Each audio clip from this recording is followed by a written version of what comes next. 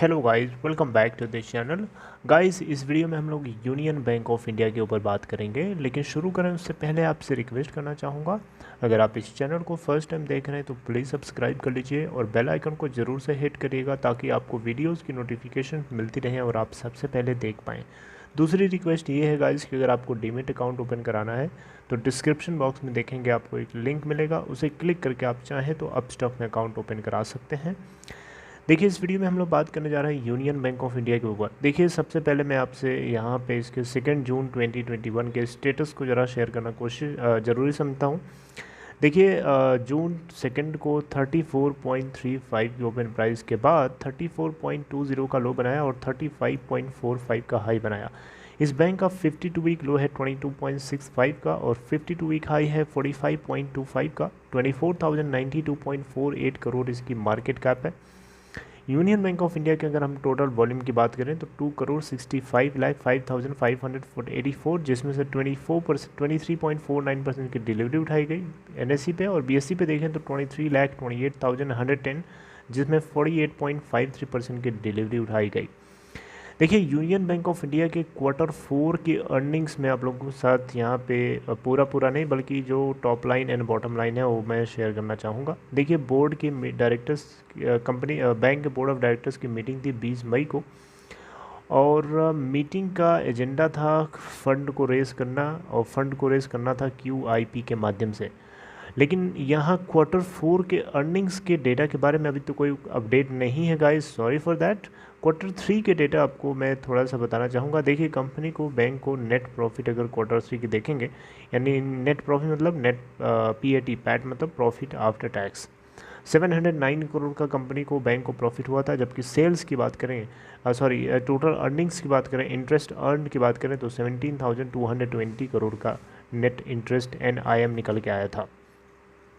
Q4 की earnings का data अभी तक अवेलेबल नहीं है क्योंकि अभी कोई अपडेट नहीं है उसको लेकर के। 20 मई को जो बोर्ड ऑफ डायरेक्टर्स की मीटिंग थी, उस मीटिंग का एजेंडा था फंड को रेज़ करना, और फंड को रेज़ करने के लिए QIP के माध्यम से इन्होंने, मैं अभी आपको वो भी बताऊंगा, लेकिन अभी जल्दी ही आने वाले कुछ हफ्तों में या कुछ दिनों में इसके Q4 की अर्निंग्स रिलीज़ होंगी तो आपको डेफिनेटली अपडेट किया जाएगा। तो गाइज़, जैसा कि आप लोगों को मैंने बताया है, कई बार बताने की कोशिश करी है, यूनियन बैंक ऑफ इंडिया, आपको पता है आंध्रा बैंक को यूनियन बैंक ऑफ इंडिया में मर्ज कर दिया गया था। मर्ज करने के पीछे का कारण आपको अच्छे से पता है। बहरहाल, यहाँ मैं आप लोगों के साथ एक अपडेट शेयर करना चाहता हूँ। अपडेट ये है गाइज़ कि आप देख सकते हैं यहाँ पे यूनियन बैंक ऑफ इंडिया में चीफ कंप्लायंस ऑफिसर को अपॉइंट किया गया है। पुराने चीफ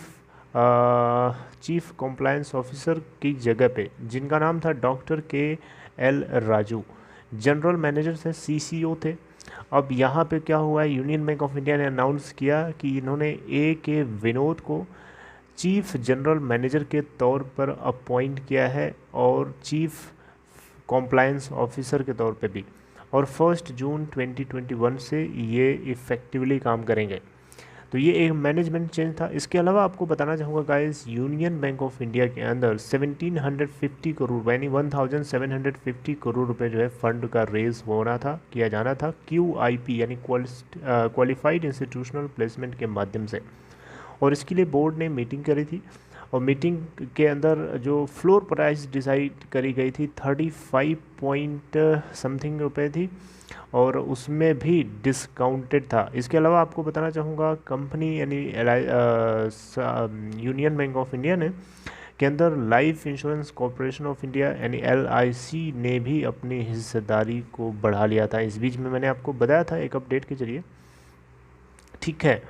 तो LIC ने यहाँ पे एक्चुअली में अगर पहले देखें तो 3.09% की स्टेक पहले से होल्ड करता था, लेकिन 2% की हिस्सेदारी इन्होंने और बढ़ा करके 5.06% टोटल अब इनके पास LIC के यूनियन बैंक ऑफ इंडिया के अंदर शेयर्स पड़े हुए हैं।